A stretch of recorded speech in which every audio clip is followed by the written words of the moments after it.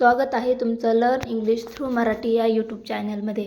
आज आपण बघणार आहोत युजेस ऑफ गेट। होणे, खरेदी करणे, कमावणे, देणे, पोहोचणे, मिळवणे, समजणे, घेऊन येणे, संधी मिळणे, आजारी पडणे, खाली उतरणे या सर्वांसाठी आपण गेटचा वापर करतो।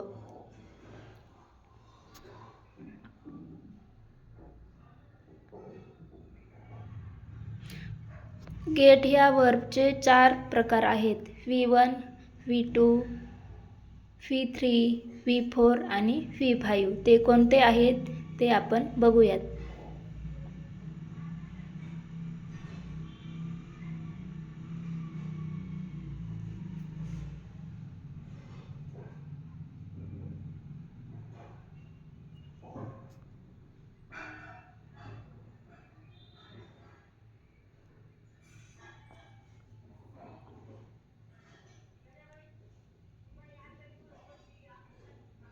बघा, गेटचा पहिला फॉर्म आहे, मूळ शब्द आहे गेट।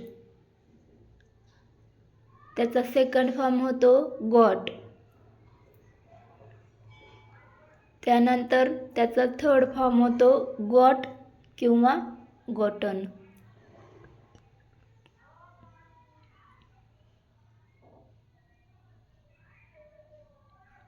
चौथा फॉर्म आहे गेटिंग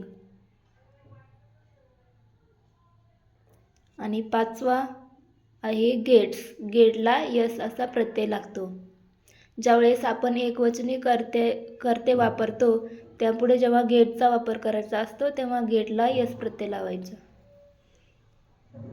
बघा, गेटचा पहिला उपयोग बघूयात। गेट म्हणजे मिळणे, मिळवणे किंवा प्राप्त करणे। मला बक्षीस मिळालं, तिला नोकरी मिळाली, त्याला ॲडमिशन मिळालं।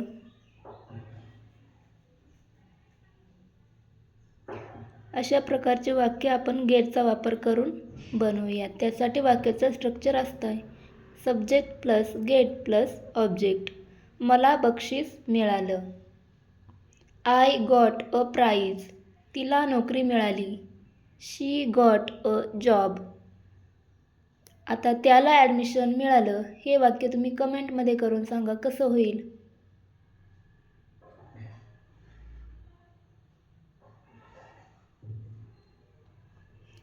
गेटचा दुसरा उपयोग आहे होणे, म्हणजे एखाद्या अवस्थेतून दुसऱ्या अवस्थेत रूपांतर होणे। त्यासाठी वाक्याचं स्ट्रक्चर बघा कसं असतंय, subject plus am is are plus getting plus adjective. Subject ऑज वर, ज्यावेळेस आपल्याला भूतकाळातील वाक्य बोलायचं असेल त्यावेळेस आपण ऑज वरचा वापर करायचा आणि वाक्य जर वर्तमान काळातील असेल तर एम इज आर चा वापर करायचा। बघा, अंधार पडत आहे, थंडी वाढत आहे, तो रागात आला आहे, ते श्रीमंत होत होते। अंधार पडत आहे, it's getting dark, it's getting dark.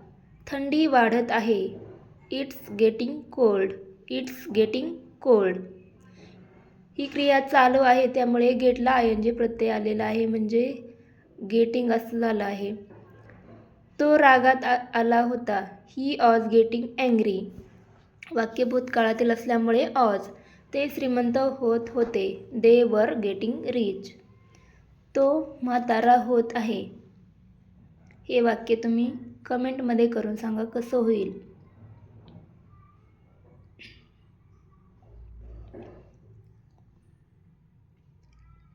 गेटचा तिसरा उपयोग बघा, गेट म्हणजे एखादी गोष्ट करून घेणे, दुसऱ्याकडून एखादी गोष्ट करून घेणे।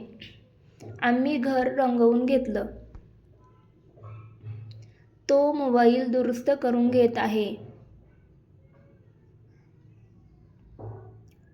मी केस कापून घेतले, तिने कपडे शिवून घेतले. बघा, आपण ही कामं सगळी दुसऱ्यांकडून करून घेत आहोत, त्यासाठी आपण गेटचा वापर करतो. आम्ही घर रंगवून घेतलं. We got the house painted. We got the house painted. तो मोबाईल दुरुस्त करून घेत आहे. He is getting the mobile repaired. मी केस कापून घेतले. I got my hair cut. तिने कपडे शिवून घेतले. She got the clothes stitch. तिने घर रंगवून घेतले. हे वाक्य तुम्ही कमेंटमध्ये करून सांगा कसं होईल.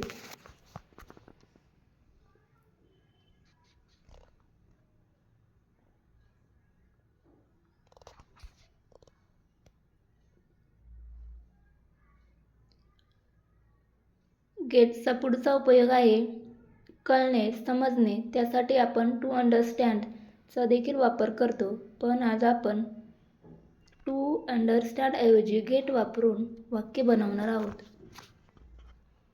मला आता प्रश्न कळला किंवा मला आता प्रश्न समजला. तिला नियम नीट कळले. मला तुझी अडचण कळली. तुला माझा मुद्दा कळतोय का? मला आता सगळं कळत आहे. मला आता प्रश्न कळला. I got the question now. I got the question now. तिला नियम नीट कळले. She got the rules clearly. She got the rules clearly. आता मला तुझी अडचण कळली. Now I get your problem. Now I get your problem. तुला माझा मुद्दा कळतोय का? Do you get my point? या ठिकाणी प्रश्न विचारलेला आहे. मला आता सगळं कळत आहे. हे वाक्य तुम्ही कमेंटमध्ये करा. गेट म्हणजे घेऊन येणे किंवा आणणे. त्यासाठी आपण ब्रिंगचा पण वापर करतो. ब्रिंग म्हणजे पण आणणे. माझ्यासाठी पाणी घेऊन ये. मी तुझ्यासाठी चहा घेऊन येतो. मार्केटमधून भाजी आण.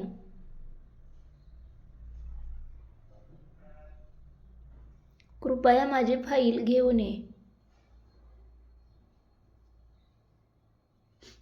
बघा, माझ्यासाठी पाणी घेऊन ये. Get some water for me. Get some water for me. मी तुझ्यासाठी चहा घेऊन येतो. I will get tea for you. I will get tea for you. मार्केटमधून भाजी आण.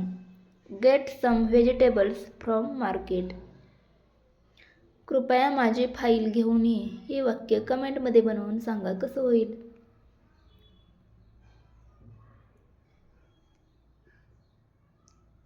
गेटचा नेक्स्ट उपयोग आहे देणे.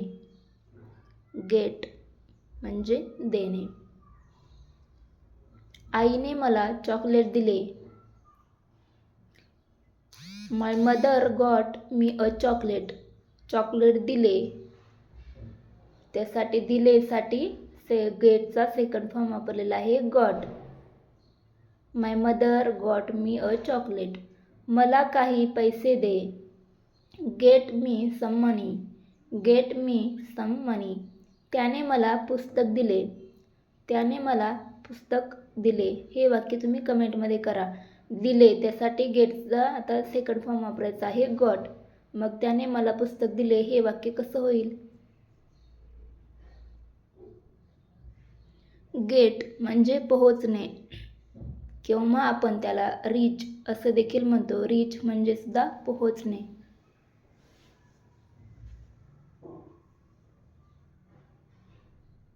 मी शाळेत वेळेवर पोहोचलो. I got the school on time. I got to school on time.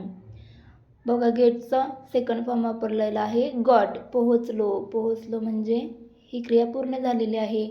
हे सिंपल प्रेझेंट टेन्सचं वाक्य आहे, त्यामुळे आपण वर्बचा सेकंड फॉर्म वापरला गॉट. ती काल घरी उशिरा पोहोचली. शी गॉट होम लेट yesterday. शी गॉट होम लेट yesterday. तू तिथे कधी पोहोचशील? When will you get there? When will you get there?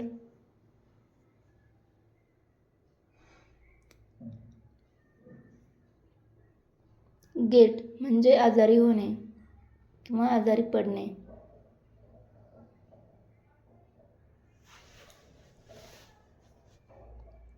तो काल आजारी पडला. He got sick yesterday. He got sick yesterday. मुलं वारंवार आजारी पडतात. Children often get ill. Ill म्हणजे आजारी पडणे किंवा आजारी. त्याला सर्दी झाली. He got a cold. He got a cold. त्याला ताप आला. त्याला ताप आला. हे वाक्य आता तुम्ही कमेंटमध्ये करा कसं होईल.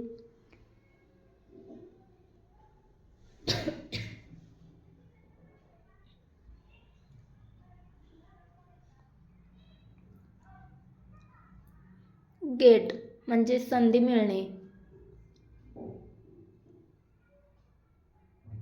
तिला परदेशात शिकण्याची संधी मिळाली.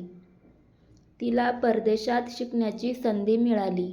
She got a chance to study abroad. She got a chance to study abroad. Abroad म्हणजे परदेश. मला चांगली संधी मिळाली. मला चांगली संधी मिळाली. I got a opportunity. I got a good opportunity. त्याला कंपनीत काम करण्याची संधी मिळाली. He got a chance to work in the company.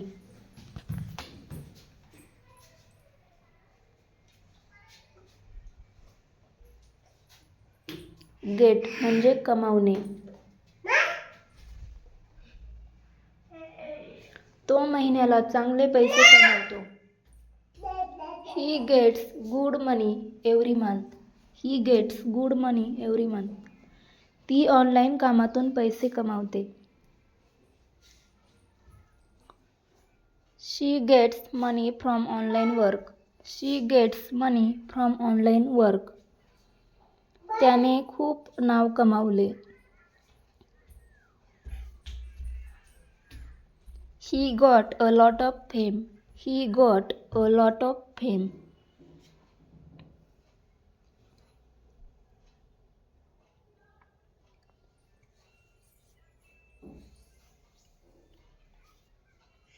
Get म्हणजे खरेदी करणे.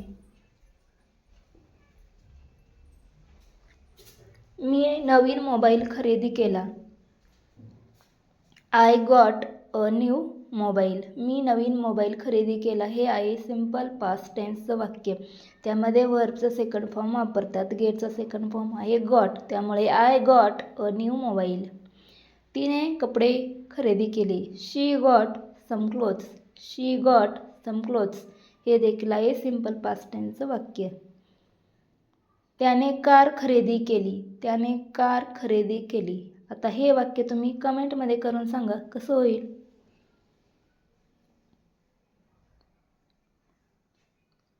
गेट ऑफ म्हणजे खाली उतरणे. यासाठी देखील आपण गेट ऑफचा वापर करतो. म्हणजे फ्रॉम व्हेकल वाहनांमधून खाली उतरण्यासाठी आपण गेट ऑफचा वापर करतो. तो बसमधून खाली उतरला. तो बसमधून खाली उतरला. He get off the bus. He get off the bus. तू कुठल्या थांब्यावर खाली उतरशील. Which stop will you get off at. आम्ही स्टेशनवर ट्रेनमधून खाली उतरलो. We got off the train at the station. We got off the train at the station.